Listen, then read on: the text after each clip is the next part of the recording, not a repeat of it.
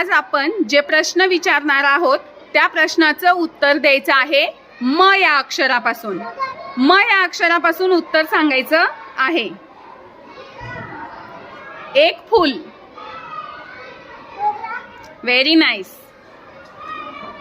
पाण्यात आणि जमिनीवर राहणारा प्राणी. शाळेत खेळण्याची जागा. एका वाराचे नाव. झाडावर राहणारा प्राणी. तू थांब रिद्धी.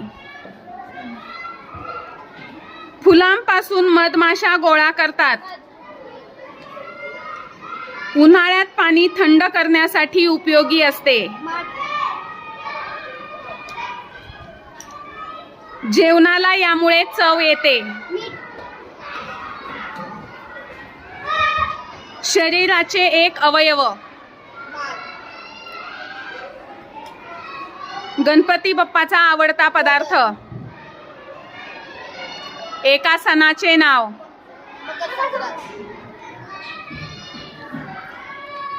राष्ट्रीय पक्षी. आदिती हिने दिलं. आपण कोणत्या राज्यात राहतो? कोणी सांगितलं आधी? बर चला, दोघींचं सोबत आलं. पुढचा प्रश्न.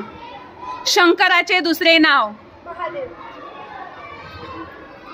आईच्या भावाला म्हणतात.